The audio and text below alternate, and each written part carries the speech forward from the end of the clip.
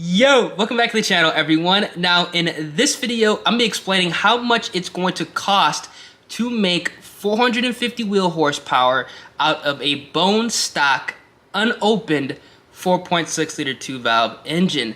Now, I'm gonna be giving you guys all the necessary components and nothing more, so you guys are not spending any money that you guys don't need to. Because I know everybody hates spending money on modifications that they don't need, and also modifications that could potentially hinder power. So with all being said, the like goal on this video is going to be 20 likes, man. And if you guys do enjoy the content on the channel, make sure you guys subscribe to the channel and also turn those post notifications so you guys notified when I upload a new video. I'm doing a whole build on my 2004 Mustang GT, which is a 4.6 liter 2-valve. Gonna be throwing in a brand new built motor any day, just waiting on the machine shop to let me know to drop the car off. So with all that being said, let's go ahead and go over the mods so you guys can go ahead and hit that magic number of 450 wheel horsepower. Alright, here's my Mustang. Now, I know a lot of you guys probably think I have a bunch of money tied in this car, which I honestly don't.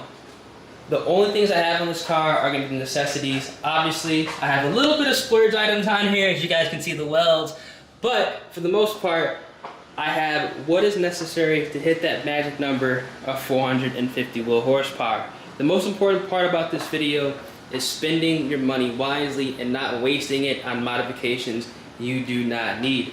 Now, the most important part in order to hit that number and to make power out of these unopened, now I'm saying that again, unopened 4.6 liter 2-valve engines is to jump straight into boost. Now, I'm going to recommend you guys going ahead and picking up a used centrifugal supercharger. These are going to be the easiest and the most cost-effective way to make power out of these engines.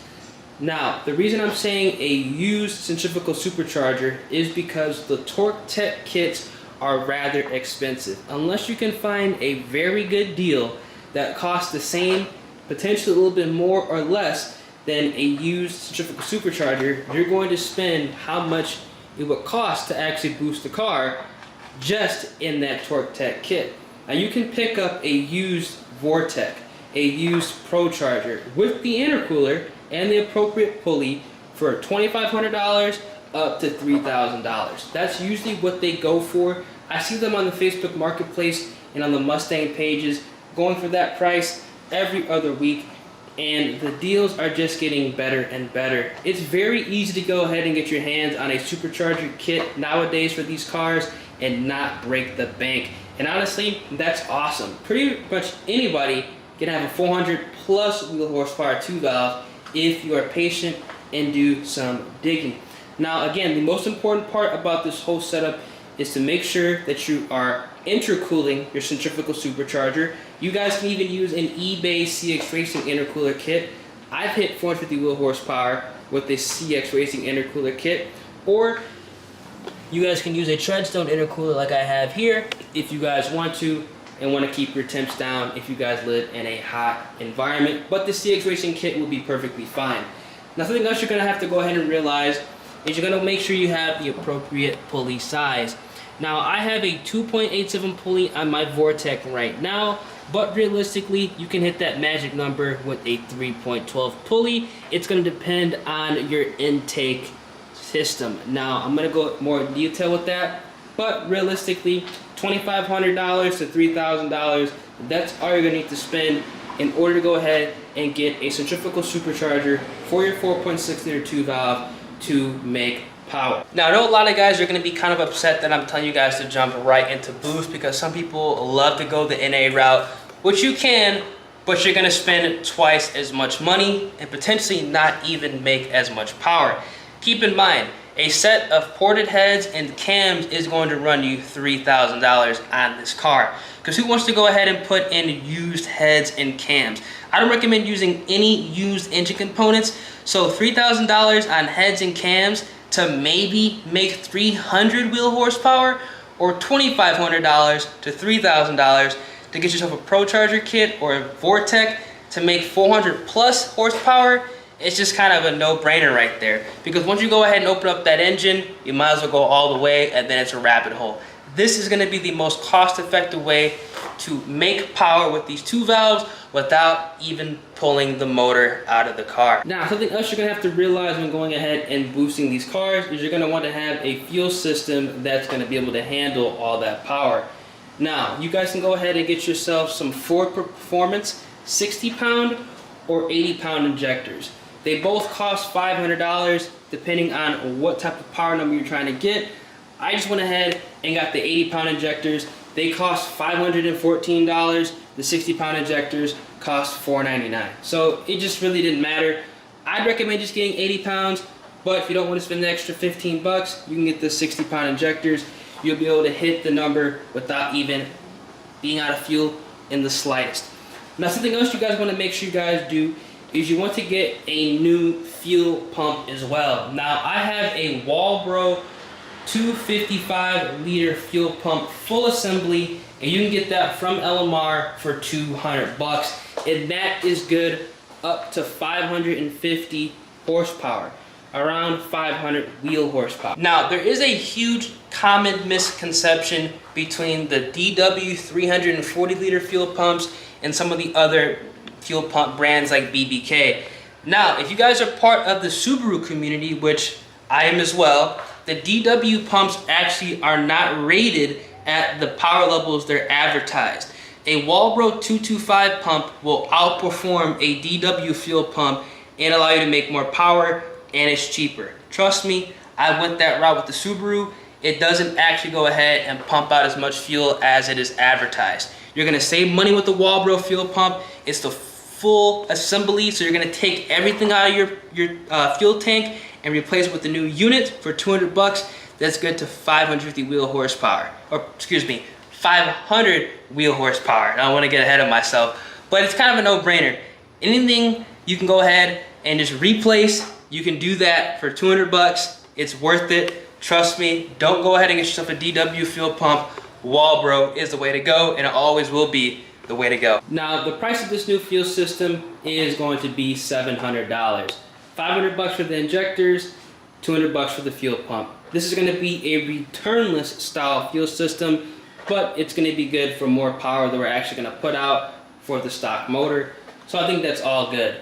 Now, you guys can do a return style fuel system.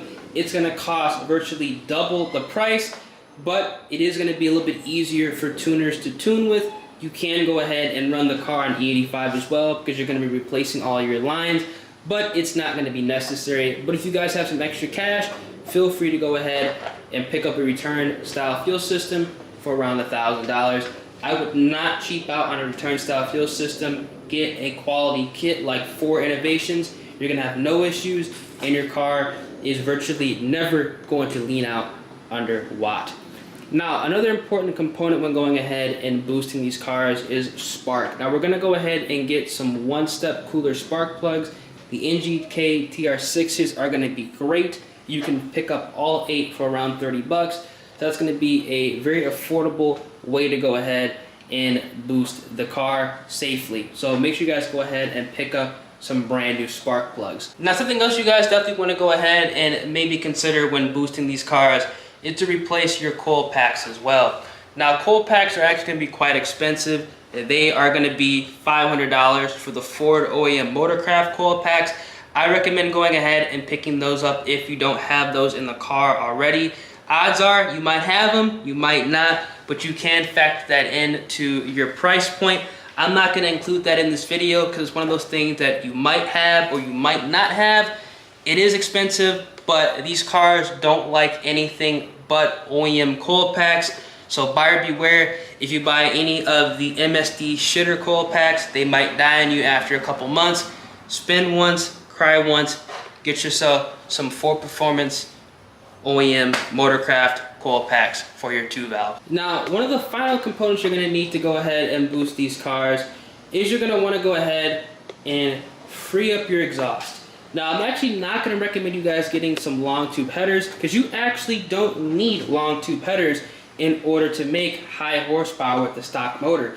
You can do this with the stock manifolds. You can do it with shorty headers, so you don't have to go ahead and waste money on any of those components. What you definitely want to do is you want to hit up LAR Performance and pick up a set of off-road X Pipe.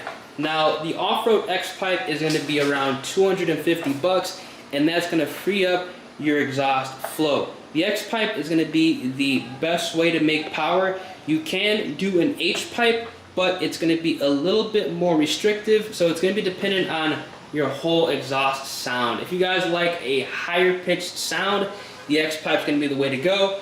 You're going to have more flow, more power, but if you like a deeper muscle car tone, the H Pipe is going to be for you, but you're going to lose a couple horsepower. It's going to be up to you. It's not a big deal. In all honesty, I like the way the X Pipe sounds with the Borla attacks, so that's kind of where I went. I have an LAR Performance off-road X Pipe on my car. I actually have BBK long tube headers, which you don't need to go ahead and hit that horsepower number, but they bolt up right away. They make off-road X Pipes for whatever setup you have. So if you have shorty headers, you can get yourself an off-road X Pipe from LAR Performance. If you have long tube headers, you can get yourself an LAR X Pipe. Don't really matter if they make it for every single brand that makes components for these cars, so they got you covered over there. Now the performance kind of gains or loss between an X Pipe and an H Pipe is going to be like 5 to 10 horsepower. It's not a really big deal, but if you guys want to go for those number crunches, go ahead and get yourself an X Pipe. Now, one of the last components you're going to need to go ahead and get this car ready to make 450 wheel horsepower is you're going to want to go ahead and get yourself an SCT device to tune the car. Now, these devices are 350 bucks brand new. I've seen a lot of these go on the Facebook marketplace, local marketplace for around 150 bucks, 200 bucks, 250. So depending on how lucky you get, you can get a deal on this. Now, I actually bought my device brand new because I personally did not want to take the chance of buying one that was potentially locked and having to spend the money twice. But it's going to be dependent on how lucky you get. Also, you're going to have to factor in the price of a dyno tune, which is going to be around 500 to 600 bucks depending on your location. But in all reality, that's pretty much what you're going to have to do and what you're going to have to factor in for the spending cost in order to get this car up and running the smoothest way possible. And that's all you're going to need to make 450 wheel horsepower out of an unopened 4.6 liter 2-valve engine. My car, without the radials on it, made 450 wheel horsepower on a Mustang dyno. With the radials, on a hotter day, it made 437. So if I can do it, so can you. This is going to be the most cost-effective way to get it done. And this whole cost breakdown is going to be under $4,000, just slightly under $4,000. It's going to be $3,450 without the tune. With the tune, we're looking at literally $3,900 or just slightly over $4,000. That's going to be dependent on if you find an SCT device used or new and how much your local dyno shop or whoever you're going to tune the car for charges, whether it be 500 to 600 bucks. So it really isn't as crazy as you think. For $4,000 flat, I think that's pretty good. So you can either boost the car, spend $4K, or go ahead and port the heads, get cams for $3K, and make under 300 wheel horsepower. You decide. This can get you 400 to 450, and I mean, if you just look at it, you know, next to each other, it's kind of a no-brainer on what you should do. So I hope you guys do enjoy the video. If you guys did, make sure you guys drop a like on the video, subscribe to the channel, also turn on those post notifications. It's been your boy, Ears POV, and I'm gonna catch you guys in the next one. Deuces.